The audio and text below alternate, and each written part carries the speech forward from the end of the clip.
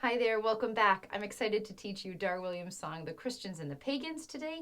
Perfect addition to our holiday playlist, but also just one of my all-time favorite songs by one of my all-time favorite songwriters and songwriting heroes. So excited to share this with you.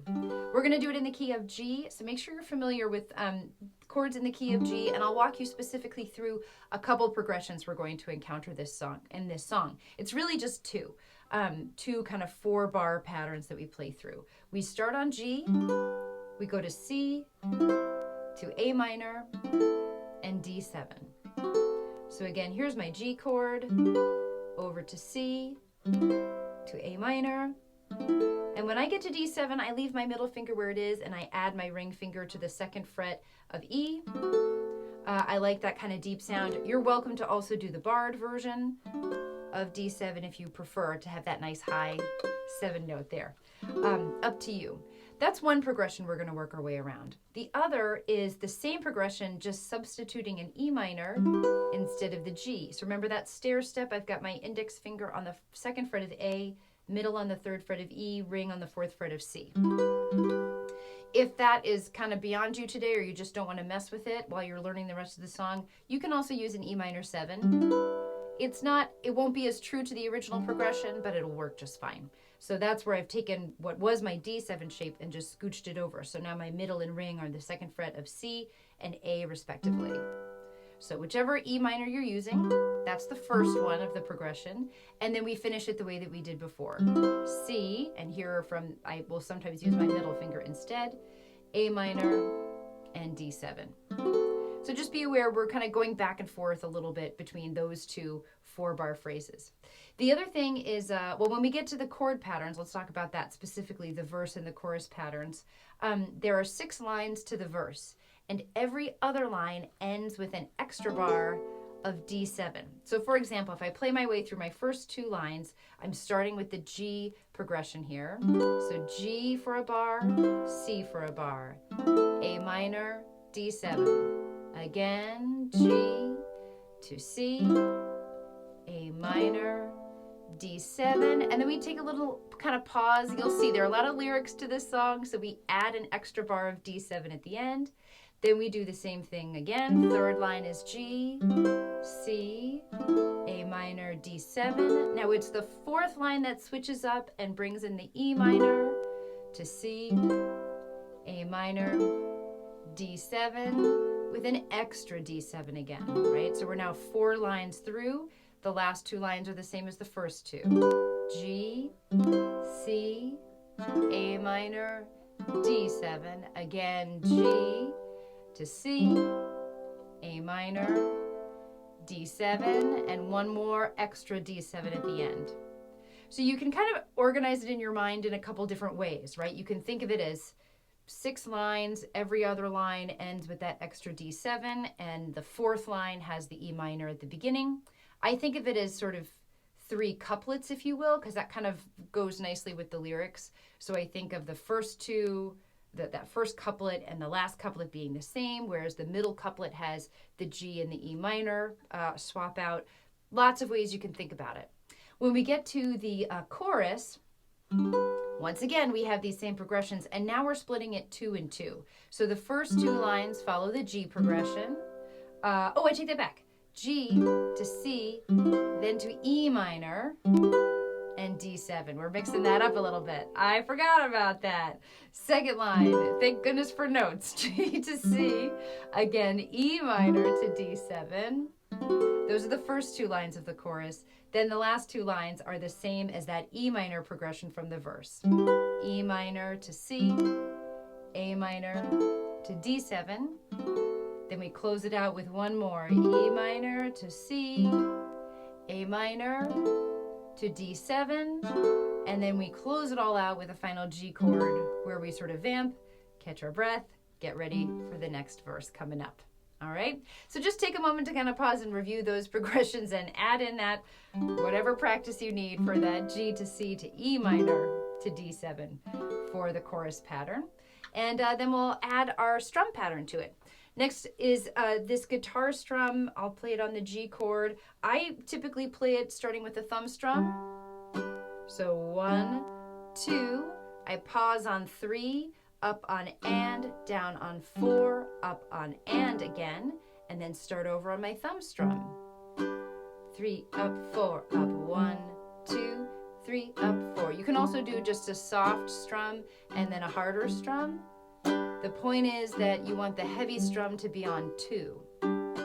1, 2, 3, and 4, and 1, 2, 3, and 4, and 1, 2, 3, and 4, and 1, 2. If it's a little difficult for you keeping that all together, you can always just go to a thumb strum, and that'll get you halfway there, right? And then once you get a good handle of that, you can add in the up strums. 1, 2, 3, up, 4, up, 1, 2, 3, 4, up, 1, 2.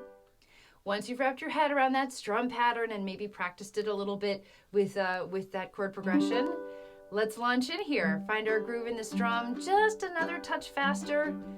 We don't want this to be too plotty, but of course we don't want it to go too fast either, because there's a lot to keep track of. Find your groove here. 1, 2, let's play through the verse.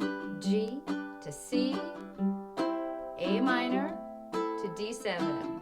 All again. G to C, A minor, D7, extra D7. Second couplet, third line.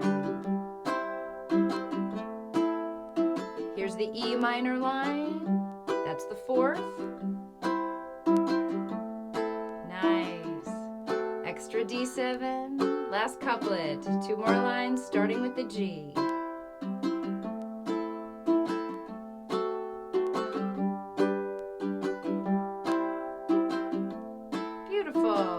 Extra D7 into the chorus. G to C, E minor now to D7 again.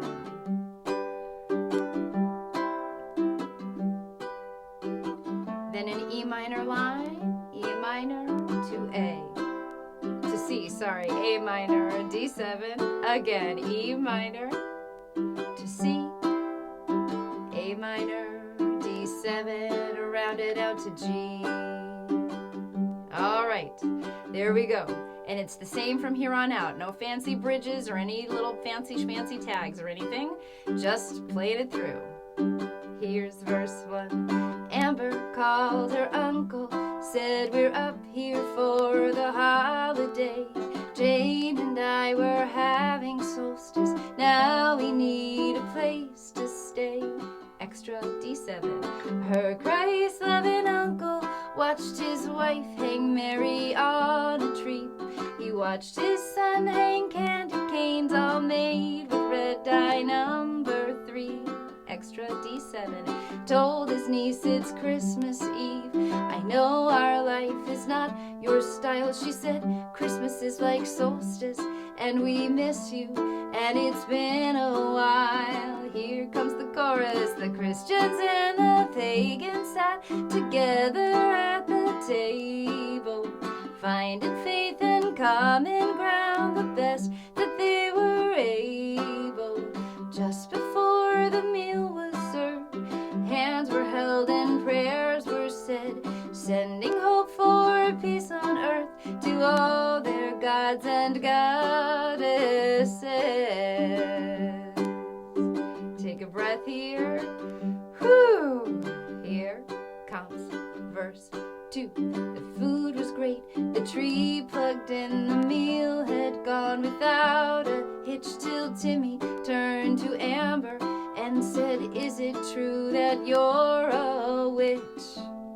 Her mom jumped up and said, the pies are burning, and she hit the kitchen, and it was Jane who spoke. She said, it's true, your cousin's not a Christian, but we love trees, we love the snow, the friends we have, the world we share, and you find magic from your God, and we find magic everywhere. To the chorus. Christians and the pagans sat together at the table, finding faith and common ground, the best that they were able.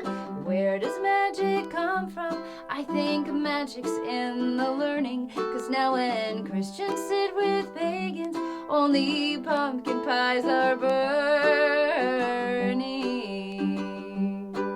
That's my favorite line. Verse 3, when Amber tried to do the dishes, her aunt said, really, no, don't bother. And Amber's uncle saw how Amber looked like Tim and like her father. He thought about his brother, how they hadn't seen him in a year. He thought he'd call him up and say, it's Christmas and your daughter's here. He thought her father's sons and brothers saw his own son tug his sleeve, saying, can I be a pagan? Dad said, we'll discuss it when they leave. Chorus, the Christians and the pagans sat together at the table, finding faith and common ground the best that they were able, lighting trees in darkness, learning new ways from the old, and making sense of history and drawing warmth out of the cold. Here's a little outro for you. G to C, A minor, D7, and on G. Beautiful. Nice job. I hope you enjoyed singing and playing through that one, as I always do. If I was going a little too fast for you, especially with that strum pattern or with the chord pattern as well, you know, you can always click on that settings wheel, click on playback speed. You can slow me down a little bit. Definitely don't want to rush you too much. You can also just work on your own with the metronome as well and kind of work your way up to the tempo as well. Enjoy your practice. Enjoy this tune. Hope we see you at the holiday jam or at some other jam in between whenever you happen to be watching this. Till then, enjoy your practice.